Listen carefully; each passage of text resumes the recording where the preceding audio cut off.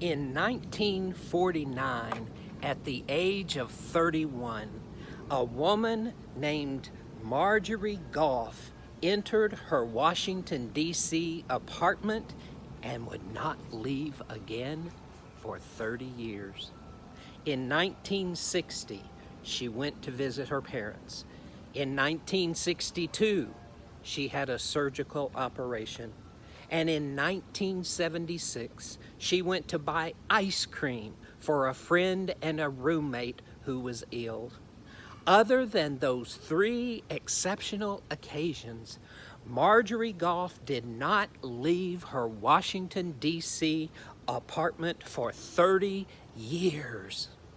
I presume that she might still be there had a social worker not found her and got her back out into the streets just in time for 3 Mile Island. An extreme case indeed, but it illustrates a relatively larger issue, and that is this. All of us are fearful of something. 1 out of every 9 Americans suffer from some kind of phobia, some expression of fear.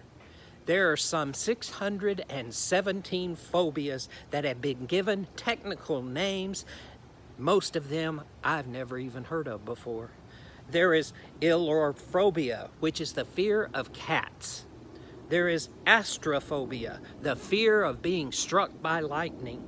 There is herpetophobia, the fear of reptiles. And then there is trichophobia, which is the fear of hair. And I guess one of the most unusual of all, triskaidekaphobia, the fear of the number 13. Phobias are very, very personal. You may burst forth into gales of laughter at your friend who is panic-stricken when a spider climbs up his or her leg, and yet everyone is to perfectly understand your fear of water, that it is perfectly rational and prudent. We tend to identify with our own phobias and belittle the phobias of others. Throughout his lifetime, King David faced and conquered real fears and real threats. Today's text in Psalm 27, which we read a moment ago, may have been written for the anniversary of King David's coronation. It is something like a public testimony to how David, as the king of God's people, faced and conquered real fear in his own life. David was an intrepid and invincible hero who not only faced false fears, but also faced down real fears by faith.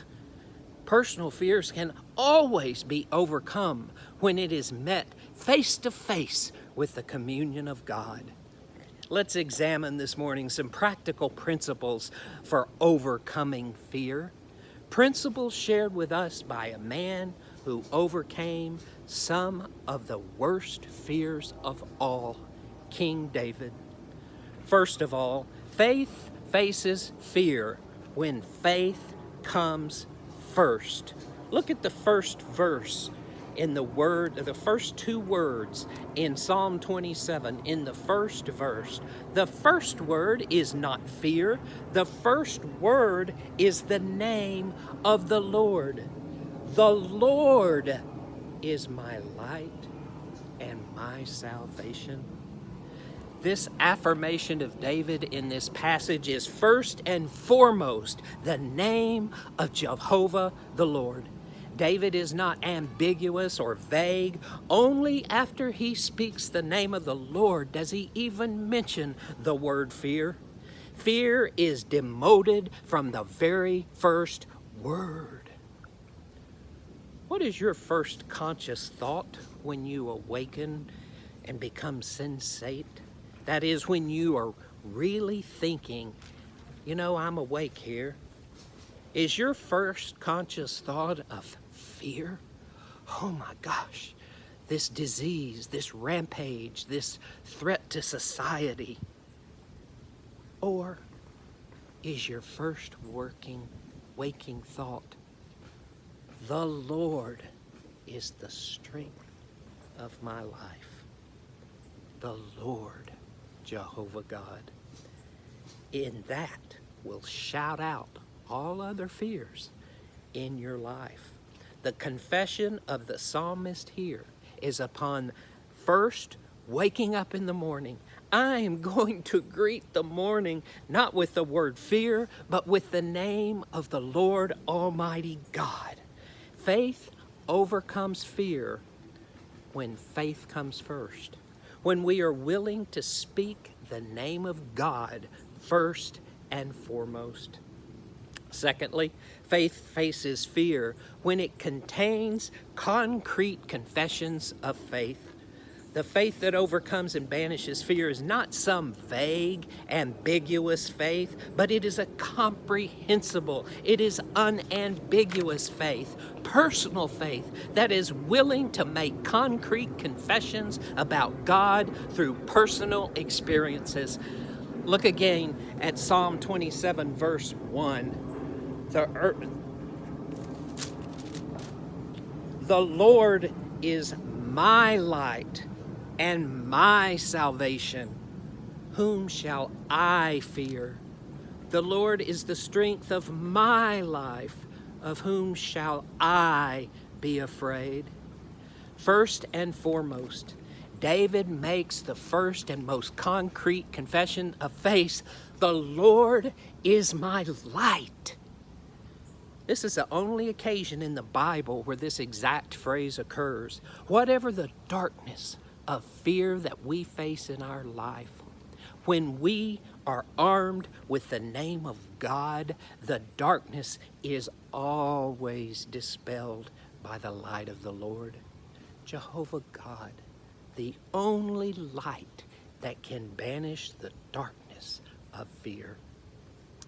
David wrote this psalm out of his experience of nighttime desert warfare, creeping out there among those rocks in the Judean wilderness in the stillness of the night, all the while knowing that there was absolutely no light on the other side of those rocks. In absolute solitude and total darkness, David knew that there was a lurking enemy. Every step could put him in imminent danger in another place that could take his life or murder him. But in this situation, David cries out and says, "The Lord is my light." Several years ago, Hughes Aircraft invented a piece of military equipment called the Probi, a 7-pound, 4-ounce instrument that is able to see in the dark. It detects infrared rays irradiating from the heat of the human body. With unaided vision, nothing is seen. When looking through the probi, unseen figures are now visible. This technology is used throughout the military now. And the psalmist proclaims in a higher, holier, more significant spiritual dimension that he has a spiritual probi, and that is Jehovah God. The Lord is my light, who illuminates my path and pushes back the darkness of fear.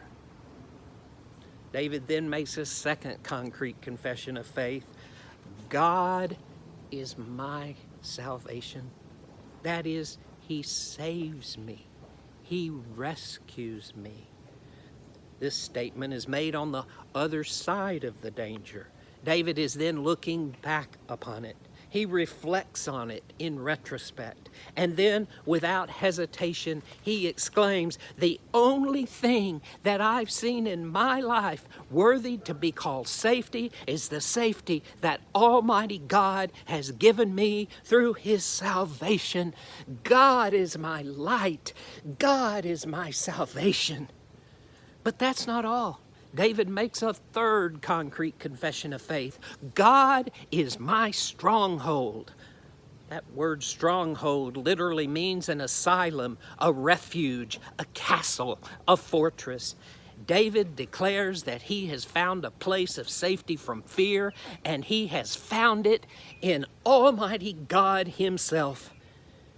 And so forth, after beginning with the name of the Lord, David throws this triple shield, his concrete confessions of faith, right into the face of fear. God is my light. God is my salvation and my rescue. God is my stronghold, my refuge, my castle, my fortress. And in so doing, David declares that God and God alone is worthy of his exclusive trust, and he is therefore divinely protected by Almighty God. I suppose that the United States President must be the most protected person in the world in terms of human security. He is as secure as any human being can make another person. He flies in a private jet airplane. He travels in a bulletproof limousine. He stands and speaks from behind a bulletproof lectern. He meets only with those who pass through a metal detector to be into his presence. He eats food and water that are carried with him and sampled. He sleeps in the White House, which is surrounded by ground-to-air missiles in case of an air attack. And yet, in American history, there have been an attempt on the life of 10 presidents, 4 of which were successful. For you see, secure ourselves though we will, with every technological device, with every safeguard and foresight we can bring, only God ultimately secures life. Do what you will, be diet, by exercise, by locking your house, by turning on the security alarm. Do what you will to ensure yourself in every way. But ultimately, if you are to know rescue from fear, it is only possible through concrete confessions of faith in Almighty God. My God, you are my light and my salvation and my stronghold. But take a look again. Faith faces fear when faith is personal. In the first verse of Psalms 27, there are 5 first personal pronouns. The Lord is my light, my salvation. Whom shall I fear? The Lord is the strength of my life. Of whom shall I be afraid? The psalmist isn't looking back in history and saying, God kept Abraham, Isaac, Jacob, and Moses from fear. No, he is declaring that God is my light, my salvation, and my strength. Not Moses' light or Noah's salvation or Jacob's strength, my light, my salvation, and my strength. Listen, if faith is faith, it must be personal. We may master tomes and volumes and portfolios of facts about God, but it is the personal pronouns that enable faith to face fear. Unless we can put the word my in front of the word theology, it is meaningless. Theology. My theology. Faith that faces fear is always personal faith. This kind of faith doesn't say, God is life, salvation, and stronghold. No, absolutely not. It says, God is my life, God is my strength, God is my stronghold. That's how it is to be. An old country preacher once said, most people will miss heaven by about 18 inches. The difference between head and heart. And that is exactly the difference between saying God is life, salvation, and stronghold, and saying God is my life. God is my salvation God is my stronghold. The difference between head and heart. Only a personal faith is able to face fear. Well, not only does faith overcome fear when it is personal, but faith also faces fear when we remember and reflect on past experiences. David does just this. He remembers an experience in the past that moves him through the present into the future. Look with me at verse 2 of the morning text in Psalm 27. When the wicked came against me to eat up my flesh, my enemies and foes, they stumbled and fell. When the psalmist says they came upon me to eat up my flesh, he doesn't mean to cannibalize his body. He means that they savaged him. They ravaged him with malicious speech, insinuating rumors, and vicious words. And what does David say happened to them? Even when they did it, they stumbled and they fell. Faith faces fear when we remember our past experiences. The late Dr. Billy Graham, even after his death, continues to be a world religious leader who remains revered by heads of state as well as millions of people across the globe. However, that was not always the case. Early in his ministry, Dr. Graham held a crusade in 1950 in Atlanta, Georgia.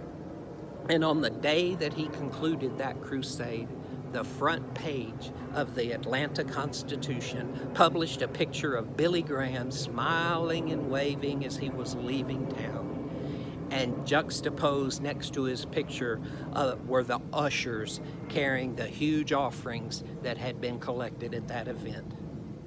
The cutting insinuation was obvious, and that is that he was in it just for what he could get out of it. And even though he gave all that money to charities and churches, he was still ravaged and savaged by the public media. But Billy Graham didn't let that get him down. No, he said, if they attack me in the paper, if they attack me among the liberals, if they attack me among the fundamentalists, I'm going to be dependent upon God to protect me. God is my light, my salvation, and my stronghold.